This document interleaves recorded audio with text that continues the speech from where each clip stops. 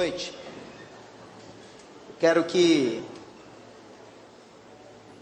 seu coração nessa noite seja marcado pela revelação do coração de Deus, pela revelação do coração desse Pai Celestial. Eu quero falar sobre a graça que existe no coração do Pai, coração gracioso do nosso Pai. Irmãos, é um privilégio muito grande quando a gente mora, mas basicamente 100 metros de distância de um amigo. É um privilégio muito grande. Eu me sinto assim em relação ao pastor Léo, que a gente mora perto, Márcio também, Rita. É um privilégio porque, vez por outra, esse açaí que ele mencionou, a gente vai lá na casa dele tomar. Posso lhe dar o endereço depois e dizer também o horário que ele toma esse açaí. E é muito bom.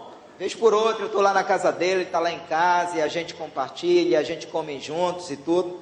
Mas esse final de semana, algo nos intrigou, porque eu não sei se foi ele que copiou a mensagem, o tema, o capítulo que eu iria pregar, ou se foi eu que copiei. Porque quando eu vi o pastor Léo pregando nos 3 cultos no domingo sobre o filho pródigo, eu disse comigo mesmo, meu Deus, ele me viu em algum momento preparando uma mensagem sobre isso. Estragou minha mensagem de terça. Mas é claro que não, porque a palavra do Senhor, ela se renova a cada dia. Pastor Léo compartilhou aqui nos 3 cultos de domingo sobre a revelação do coração daqueles 2 filhos, o credor e o devedor. E eu me proponho nessa noite a compartilhar em cima da parábola do filho pródigo sobre o coração do pai. E eu creio que Deus, desde domingo e hoje, está querendo falar algo ao nosso coração nessa direção. Posso ouvir amém? Como vocês ouviram no domingo, Lucas capítulo 15. Lucas capítulo 15. A partir do versículo 11 a 24, nós temos a leitura dessa parábola. Se você perceber alguém sem Bíblia ao seu lado, abra a Bíblia, compartilhe com esse irmão, com esta irmã, e nós vamos navegar um pouco sobre aquilo que Deus quer comunicar ao nosso coração nessa noite. Quando nós lemos Lucas capítulo 15, nós encontramos neste capítulo 3 parábolas. A parábola da ovelha perdida, a parábola da dracma perdida e a parábola do filho pródigo, que acabou se tornando a parábola mais conhecida de Lucas capítulo 15. Mas as 3 parábolas, as 3 histórias, elas têm o mesmo foco: revelar o amor de Deus, revelar o perdão de Deus, revelar a graça de Deus, revelar a alegria do coração de Deus ao receber um pecador perdido, ao receber um pecador arrependido. Essa é a mensagem das 3 parábolas. Mas eu pergunto para a igreja nessa noite: quem está contando essas parábolas? Quem está contando a parábola do filho pródigo? Quem é? Quem? Diga: Jesus. Agora eu pergunto para você, qual foi a referência que Jesus se baseou para falar de um relacionamento entre pai e filho? Que referência Jesus tinha de pai e filho para falar com tanta propriedade nessa parábola do filho pródigo sobre o relacionamento entre um pai e um filho? Em que relacionamento paterno Jesus se baseou para falar sobre a figura do pai e sobre a figura de um filho? Qual era a referência que Jesus tinha de um relacionamento entre pai e filho? Queridos, a referência que Jesus tinha era a melhor possível. Era a referência dele mesmo com seu pai. Era exatamente no seu relacionamento com o Pai Celestial que Jesus estava se baseando para falar da parábola do filho pródigo, porque essa parábola, Jesus tinha um objetivo: revelar o coração do Pai, revelar o coração de Deus, revelar o coração desse Senhor que nós servimos. E a mensagem que Jesus quis passar não foi outra que não fosse: o coração do meu Pai é amoroso, é gracioso, é afetuoso e beijoqueiro.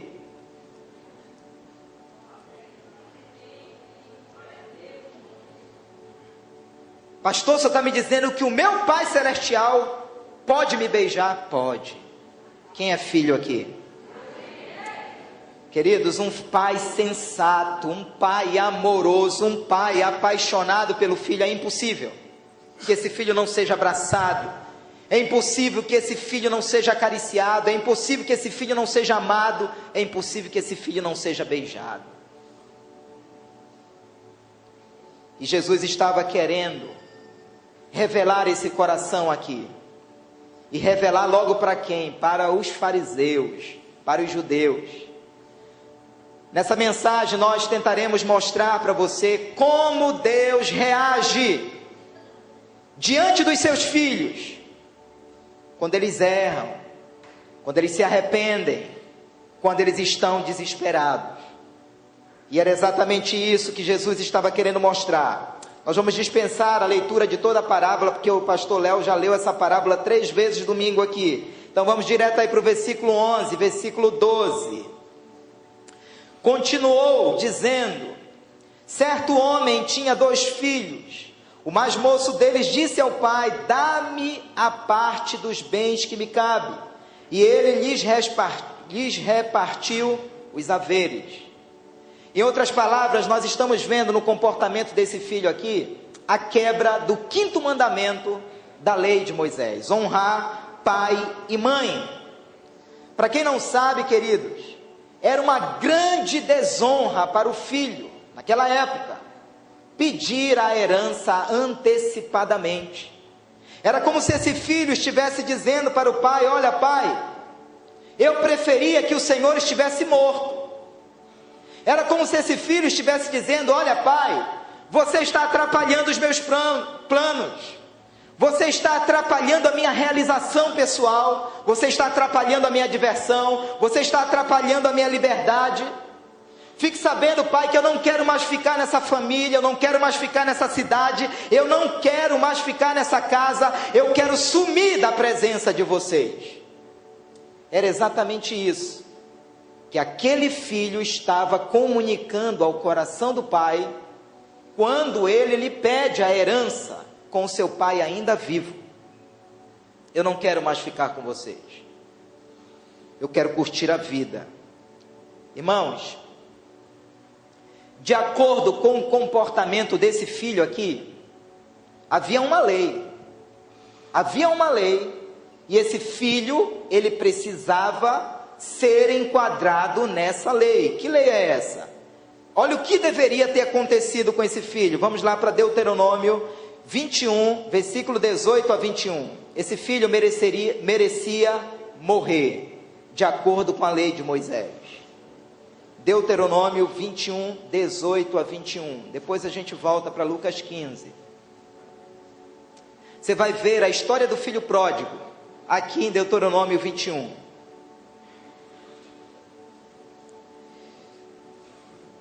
Deuteronômio 21, 18 a 21 diz assim: se alguém tiver um filho costumaz e rebelde, que não obedece à voz de seu pai e à voz de sua mãe, e ainda castigado não lhes dá ouvidos, seu pai e sua mãe o pegarão e o levarão aonde? Aos anciãos da cidade, à sua porta, e lhes dirão: este nosso filho é rebelde e costumaz, não dá ouvidos à nossa voz, e ele é o quê? Ele é o quê? Dissoluto. É a mesma palavra que está no versículo 13, lá de Lucas 15, dissoluto e beberrão. Versículo 21, então todos os homens da sua cidade o apedrejarão até que morra, assim eliminarás o mal do meio de ti, e todo Israel ouvirá e temerá. Irmãos, a gente vai falar um pouco disso mais na frente, mas a parábola que Jesus estava contando, estava sendo um choque na mente dos judeus e dos fariseus. Por quê? Porque a parábola que Jesus estava contando estava destoando do que estava na lei de Moisés. Porque o decreto da lei de Moisés dizia que aquele jovem da parábola, ou qualquer filho que tivesse um comportamento como aquele jovem da parábola, deveria morrer, deveria ser apedrejado, deveria ser punido, conforme Deuteronômio capítulo 21. E aí eu pergunto, por que Jesus não abordou Deuteronômio 21 na parábola do filho pródigo? Por quê? Porque Jesus estava inaugurando um novo tempo, chamado tempo da graça. Jesus estava estabelecendo agora uma lei que estaria acima de qualquer outra lei, que é a lei do amor. Ele nos amou sendo nós ainda pecadores. Ele nos amou estando nós no nosso pior estágio de depravação. Ele nos amou quando nós ainda éramos inimigos de Deus. Você é amado de Deus. Não há nada que você faça ou deixa de fazer que aumentará ou diminuirá o amor de Deus por você. Ele te amou com amor eterno. Diga amém.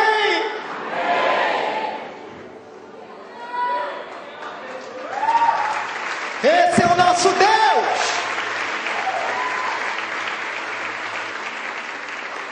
Isso não estava entrando na cabeça dos fariseus. Isso não estava entrando com facilidade na cabeça dos judeus. O versículo 13 da parábola diz: passado não muitos dias, o filho mais moço, ajuntando tudo que era seu, partiu para uma terra distante, lá dissipou todos os seus bens, vivendo dissolutamente. Irmãos, eu pergunto, esse filho, por ser filho de um pai muito rico, tinha tudo para viver muito bem, sim ou não? Sim ou não? Tinha. Ele era filho de um pai muito rico. Ele tinha tudo para viver muito bem, mas porque ele errou, pastor? Irmãos, esse filho aqui, esse filho da parábola errou pelos mesmos motivos que Adão e Eva erraram lá no jardim do Éden. Imaginem Adão e Eva naquele jardim, eles não tinham necessidade, eles não tinham falta de nada. Esse filho da parábola errou pelos mesmos motivos que Adão e Eva erraram. Que motivo foi esse, pastor? O motivo de cair na tolice, de achar que nós podemos viver separados de Deus. Essa é a raiz que nos leva a quebrar a cara em tantas áreas da vida. Sim ou não? Essa é a raiz, essa é a motivação que nos leva, muitas vezes, a mergulhar no fundo do poço. É quando nós tentamos achar que nós conseguimos viver longe de Deus, independente de Deus, sem ter que prestar contas com o Senhor. E a consequência disso, queridos, é triste, é triste. Essa ruptura do filho pródigo com o pai retrata muito bem a ruptura que houve entre o homem e Deus. E a consequência disso não foi outra, senão pecado. Pecado levou o homem a viver de acordo com as suas próprias razões. Irmãos, uma das coisas mais difíceis de mudar na nossa vida é um pensamento pecaminoso. Sim ou não? Não é fácil. Não é fácil. Deus levou aproximadamente quase 4 dias para arrancar Israel do Egito. Mas levou aproximadamente 40 anos para arrancar o Egito de Israel. Não se muda comportamento de ninguém antes de mudar aquilo que a pessoa acredita. E é por isso que a nossa mente, ela precisa passar por um processo de renovação. Transformai-vos pela renovação do vosso entendimento. Sabe por quê? Porque todos nós, queridos, nascemos em pecado me concebeu a minha mãe. Todos nós crescemos acreditando na mentira que aquilo que o mundo tem para nos dar é prazeroso, é gostoso, é melhor. Mas não existe nesse mundo um pecado que possa proporcionar o prazer que a santidade de Deus produz no coração do homem. Diga amém. Está lá em Josué capítulo 3. Santificai-vos hoje e amanhã o Senhor fará maravilhas no meio de vós. Não tem maravilha, igreja, sem santificação.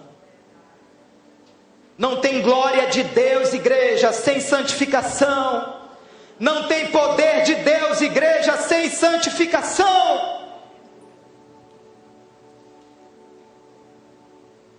Não existe nada místico quando entra um novo ano. 2016 vai ser diferente. 2016 não vai ser diferente enquanto você não fizer algo diferente para Deus.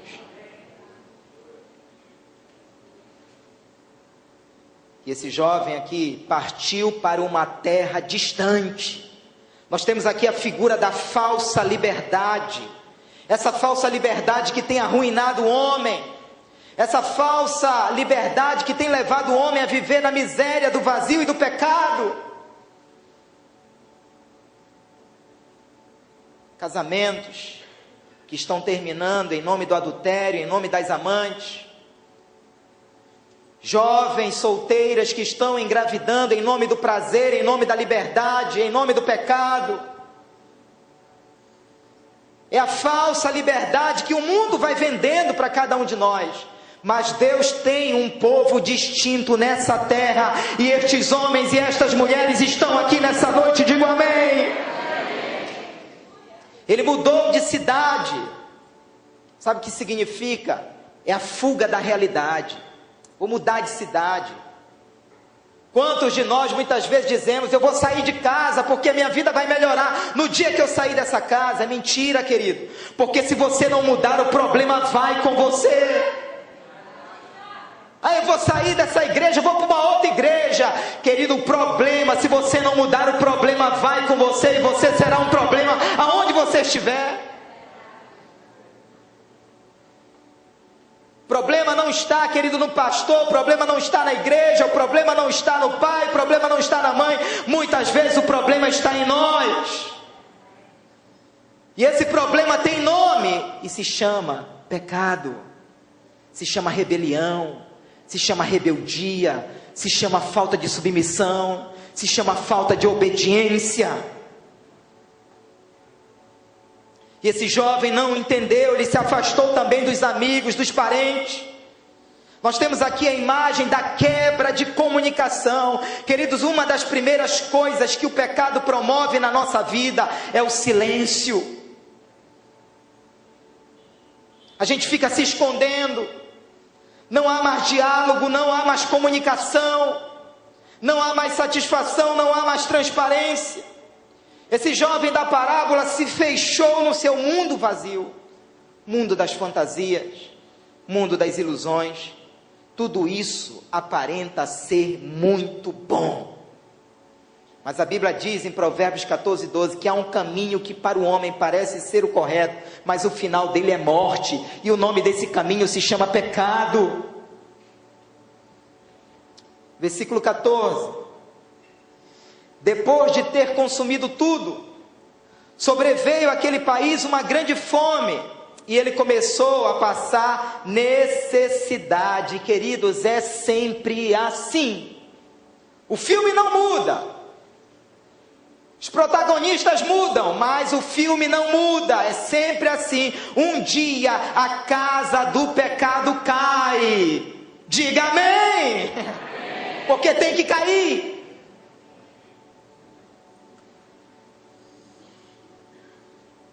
Porque na Assembleia de Deus, não é na denominação. Olha os ex-assembleianos como ficam. Porque na casa de Deus o pecado não subsiste. Diga amém, dê um glória a Deus e dê um aplauso ao Senhor. Pode ser forte esse aplauso.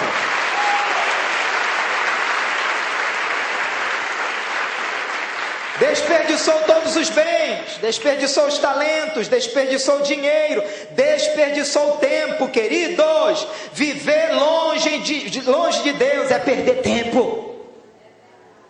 Um dia a curtição acaba, sim ou não? Um dia a ilusão acaba. Longe do Pai, nós perdemos toda a herança. Longe do Pai, nós vivemos sem proteção. Longe do Pai, nós vamos para o fundo do poço. Foi nesse estado de tristeza, de depressão, que esse filho começa a pensar, começa a raciocinar, dizendo: eu preciso voltar para o lugar de onde eu nunca deveria ter saído. E se você, querido, está pensando em se desviar em 2016, olha, vai tirando o teu cavalinho da chuva, porque lá na frente Deus vai te pegar e vai te trazer de volta. Não perca tempo! Não perca tempo!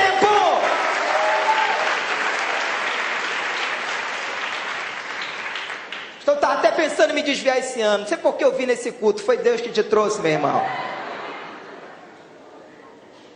Aí quebrar a cara no pecado, querido. O que o pecado fez comigo e com você até hoje? O que? Só detonou, só jogou para baixo, só fez de cada um de nós saco de pancada. Mas chegou agora, queridos, o governo do Espírito de Deus na nossa vida. Chegou o momento, queridos, das portas do inferno não prevalecerem contra a igreja. Aleluia! Você não nasceu para viver no pecado, você não nasceu. Você nasceu para glorificar o nome do Senhor nessa geração. Você nasceu para ser boca de Deus nessa geração. Você nasceu para se relacionar com o Pai. Nós nascemos para isso. Nenhum homem distante de Deus tem estrutura emocional e espiritual para gerenciar a sua própria vida. Entendamos isso, querido.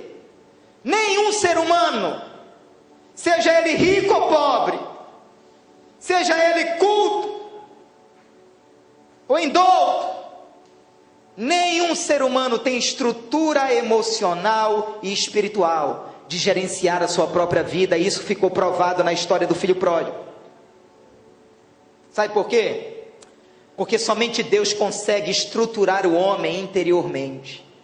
A obra da regeneração é de dentro para fora.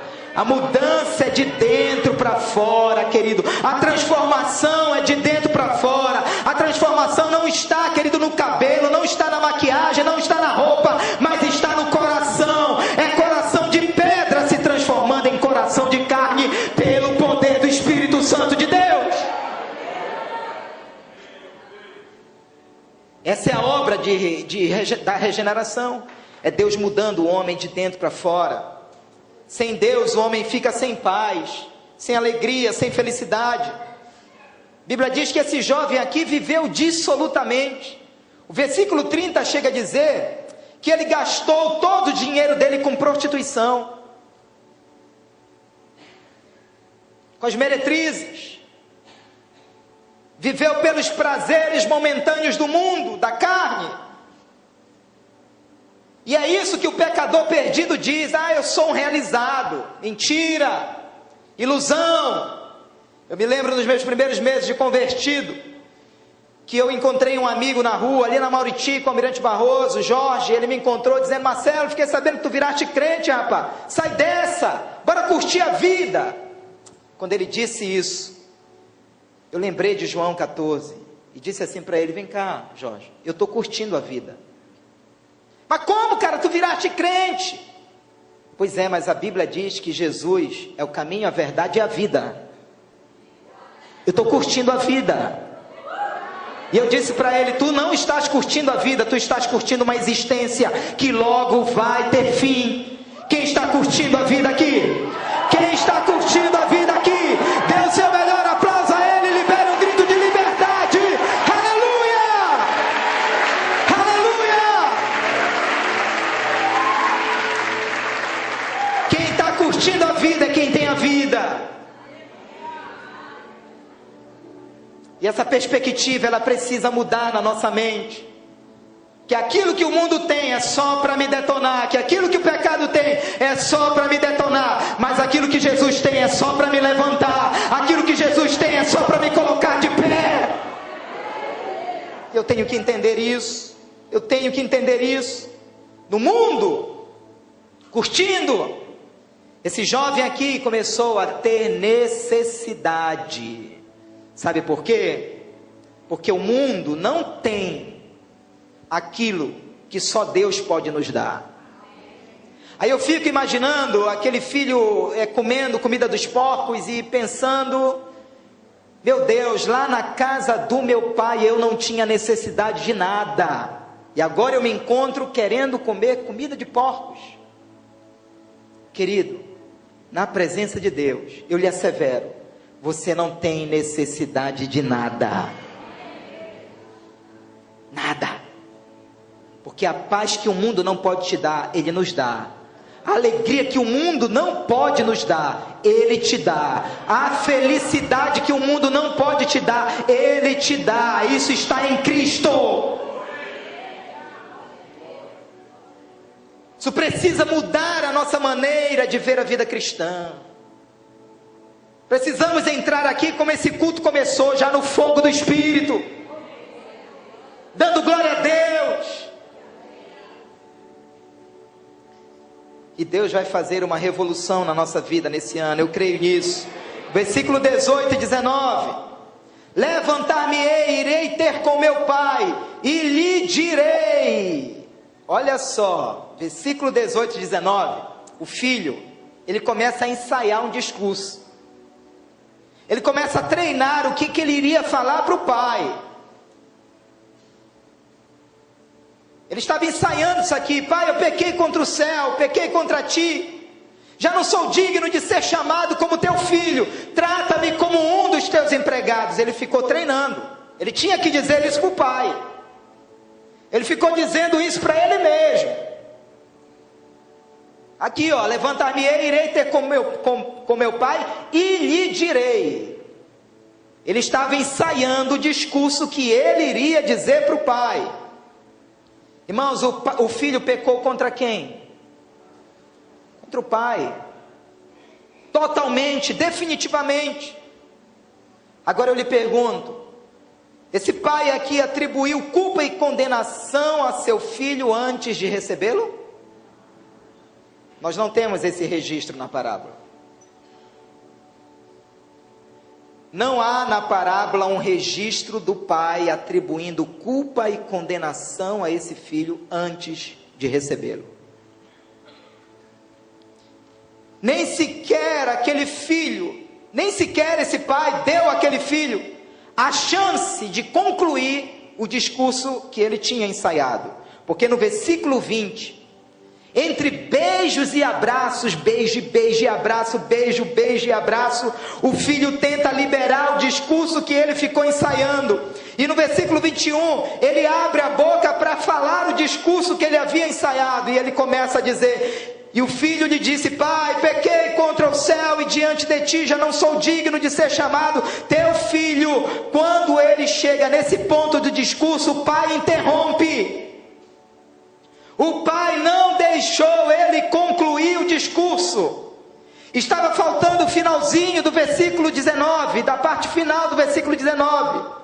Faltava aquele filho dizer: pai, me trata como um dos teus empregados. Mas o pai interrompeu, dizendo no versículo 22, o pai, porém, disse aos seus servos.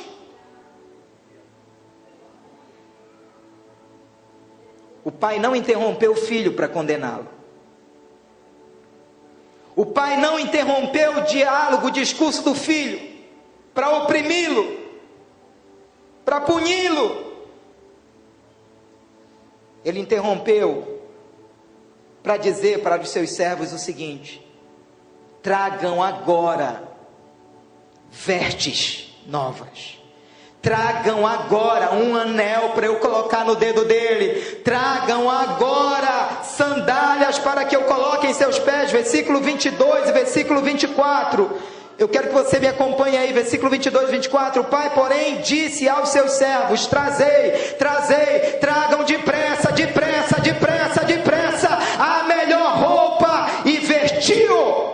Ponde-lhe um anel no dedo e sandália nos pés. Trazei e matai o novilho cevado, comamos e regozijemo-nos, porque este meu filho estava morto e reviveu, estava perdido e foi achado, e começaram a regozijar-se. O nome disso aqui, igreja, se chama graça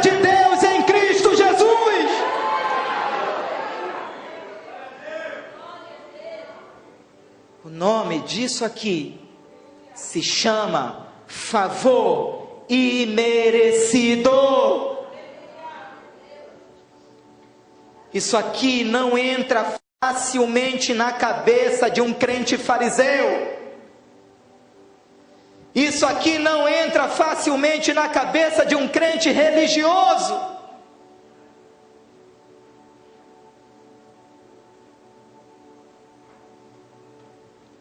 O pai nem sequer se importou pelo motivo pelo qual o filho estava retornando. Nós não temos na parábola: meu filho, por que você está voltando? O que te deu na cabeça? Por que você decidiu voltar? Sabe por que o filho estava voltando? Versículo 17 diz que ele estava voltando porque ele estava com fome. Aqui, versículo 17. Então, caindo em si, disse: quantos trabalhadores de meu pai não têm pão com fartura, e eu aqui morro de fome. Bateu a fome. Ele decidiu voltar, pegar o caminho de volta para o pai.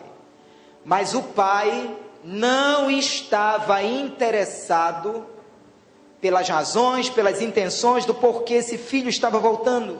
O versículo 20 diz que vinha o filho ainda de longe, vinha ainda longe quando seu pai o avistou.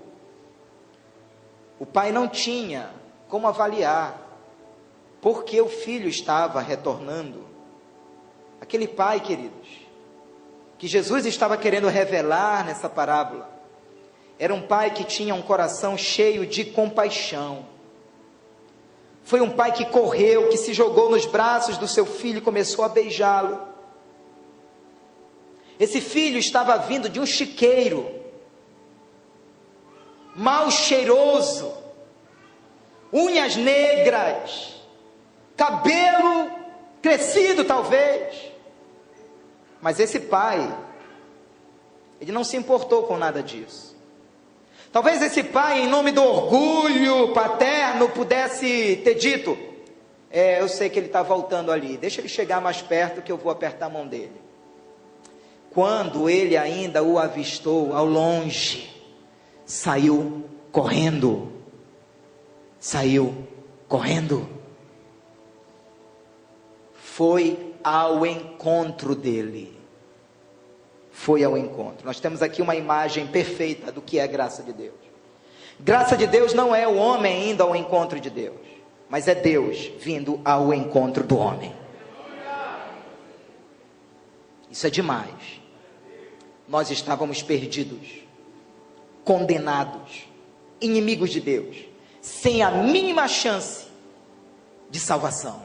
Merecíamos o inferno. Merecíamos viver por toda a eternidade distante de Deus. Mas Deus, com seu amor eterno, decidiu nos amar. Cristianismo é Cristo vindo ao encontro do homem. Nós somos os jovens dessa história aqui. O Senhor correu ao nosso encontro. O Senhor correu ao nosso encontro. Não foi você que escolheu Ele, foi Ele que te escolheu. Não foi você que o amou, foi Ele que te amou primeiro. Nós precisamos responder a este amor com a nossa adoração. Nós precisamos responder a este amor com a nossa evangelização. Nós precisamos responder a este amor.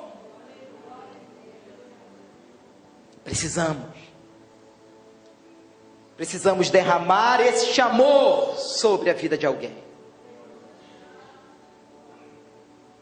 Uma mãezinha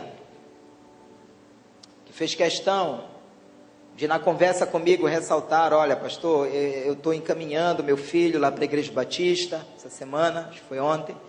Estou encaminhando meu filho lá para a Igreja Batista, o pai não se importa, eu também não, nós somos católicos, mas não tem problema, a gente está feliz dele estar indo lá e tudo. E eu fixei o meu olhar no olhar dela. E ela falando e ressaltando que ela tinha uma outra religião. E eu disse assim: por que você não vai nesse final de semana com ele? E ela silenciou e disse: eu vou. E ela já está debaixo de oração, porque o Espírito Santo vai pegar. Nós precisamos derramar essa vida sobre alguém.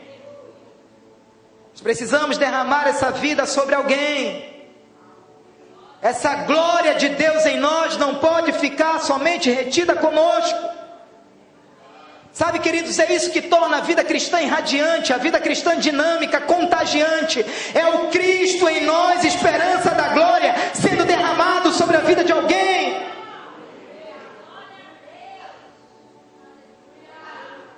É isso que é tremendo.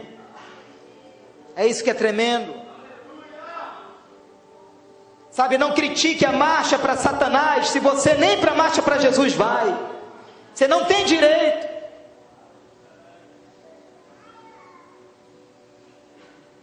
Não reclame se nos 400 anos de Belém a cidade está um caos como está. Se nós não dobramos os joelhos por essa cidade, 2016 precisa ser diferente em nós. Na nossa postura, no nosso comportamento, na nossa maneira de falar, na nossa maneira de agir. Posso ouvir amém, queridos? Posso ouvir amém, queridos?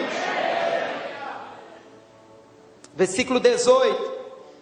Levantar-me-ei, irei ter com meu Pai.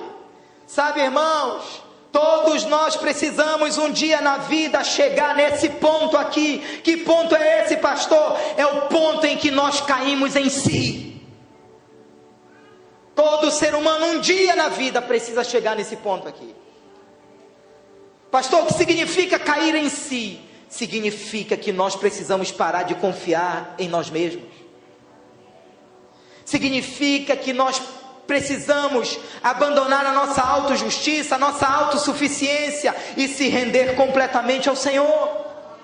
Todos nós precisamos chegar nesse ponto aqui, de ver o Senhor como a nossa fonte, como a nossa fortaleza, como o nosso sustento. Sabe, queridos, o caminho de volta para o Pai envolve arrependimento, envolve, querido, reconhecimento, envolve confissão. O versículo 18, parte B, diz: e lhe direi, Pai, eu pequei contra o céu e diante de ti. Queridos, inevitavelmente o nosso pecado, ele é na vertical e ele também é na horizontal. Não tem como você se consertar diante de Deus e não se consertar diante das pessoas. Não tem como você se consertar diante das pessoas e não se consertar diante de Deus. Porque o pecado, ele afeta o vertical, meu relacionamento com Deus, e afeta o horizontal, o meu relacionamento com as pessoas. Sempre que tentamos administrar a nossa vida, nós quebramos a cara. Sim ou não? Sim ou não, igreja? Versículo 20, levantando-se foi para o seu pai. Vinha ainda ele ao longe, quando seu pai o avistou e, compadecido dele, correndo, o abraçou e o beijou. Irmãos, todo dia, eu fico imaginando esse pai, todo dia, acordando, esperando que cada dia fosse o dia que o filho retornaria para casa. Eu fico imaginando esse pai, sonhando, crendo, esperando que um dia o que aconteceu fosse acontecer. Mas de acordo com a lei de Moisés, Deuteronômio 21, que nós lemos, o comportamento desse pai era contrário àquilo que deveria ser feito. Agora imagine Jesus contando essa parábola para o povo judeu e para os fariseus que estavam ouvindo isso. Com certeza, quando Jesus contou essa parábola da rebeldia do filho, eles se lembraram de Deuteronômio 21. Com certeza. Isso deve ter dado um nó na cabeça deles. Mas Jesus estava mostrando que a antiga aliança oferecia condenação e punição ao filho rebelde. Mas a nova aliança em Cristo oferecia aceitação e perdão. Nós éramos os filhos rebeldes dessa parábola. E nós fomos aceitos pelo Senhor. Nós fomos perdoados pelo Senhor. Nós fomos lavados e comprados pelo sangue do Cordeiro. Somos propriedade do Senhor. Todo aquele que vier a mim, de maneira nenhuma lançarei fora. Jesus estava dando a eles um gostinho do que estava por vir. Pois os fariseus, eles tinham uma imagem deformada de Deus. Em seus corações, Deus era um legalista, duro, inflexível, vingativo. Mas Jesus estava agora aqui mostrando o coração do Pai Celestial. Esse é o nosso Deus. Os fariseus aqui devem ter surtado dizendo, como assim? Como é que ele perdoou o filho? E pior do que perdoar, como é que ele restabeleceu todas as coisas, todos os privilégios para este filho?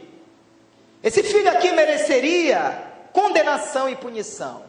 Isso deve ter passado na cabeça dos fariseus. O perdão do Pai escandalizou a justiça dos fariseus, porque eles esperavam que no mínimo esse filho fosse apedrejado.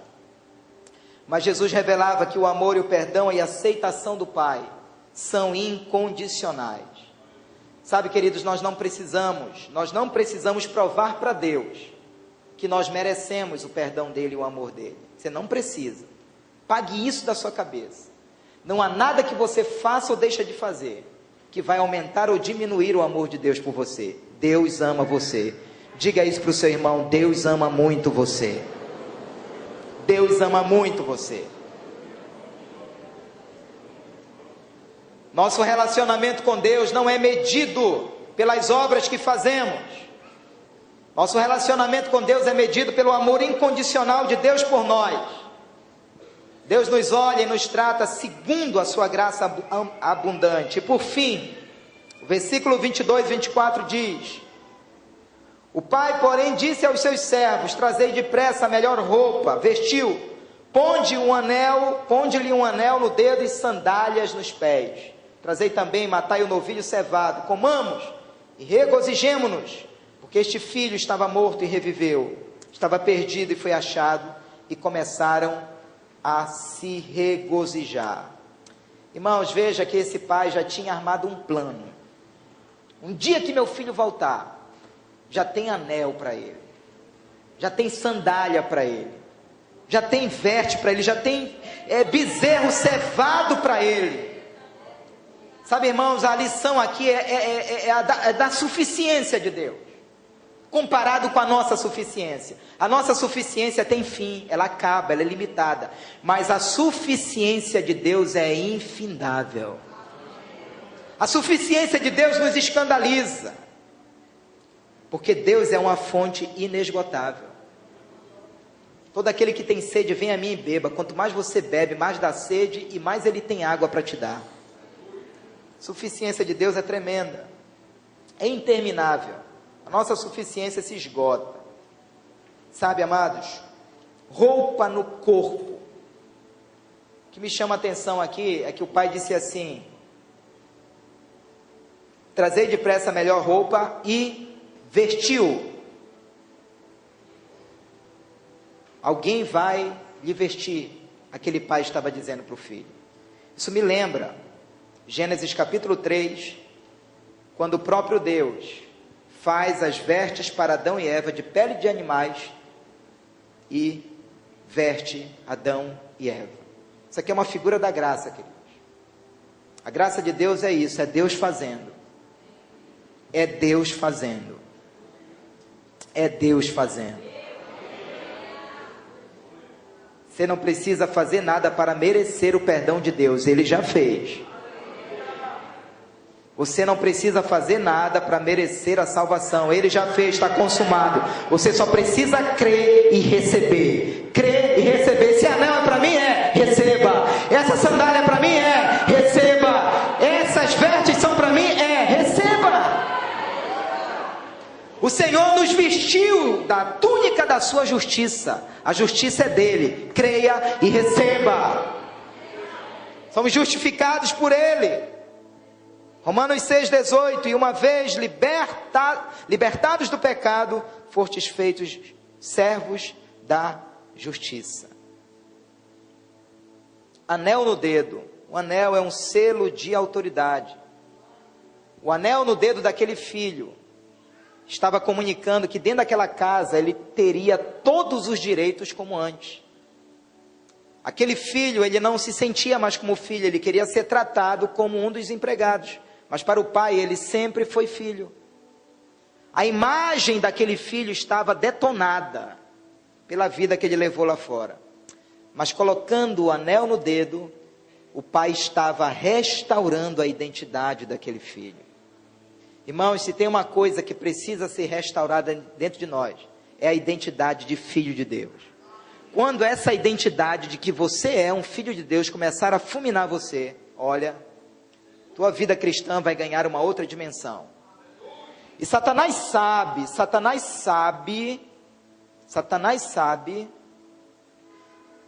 o quanto é importante para nós sabermos que nós somos filhos amados de Deus. Porque quando Jesus sai do batismo para a tentação do deserto, Satanás omitiu uma palavrinha. No batismo Jesus ouviu: tu és o meu filho amado em quem eu tenho muito prazer. Quando Jesus vai para a tentação, Satanás diz: se tu és o filho de Deus, por que Satanás não disse: se tu és o amado filho de Deus? Porque Satanás sabe que quanto mais você souber o quanto você é amado por Deus, a sua vida cristã vai dar uma guinada como nunca antes. Diga amém, diga aleluia e dê um aplauso ao Senhor. Você é um filho amado de Deus. Aleluia! Você tem anel no dedo. Você tem autoridade de filho de Deus nessa terra. Sandália nos pés, queridos, a sandália nos pés, a sandália num pé, querido, ela firma, sabe, a nossa caminhada, ela nos traz segurança na nossa caminhada. O que o pai estava querendo comunicar: meu filho, você não é mais escravo. Quem anda descalço é escravo. Você não é mais escravo, você é filho.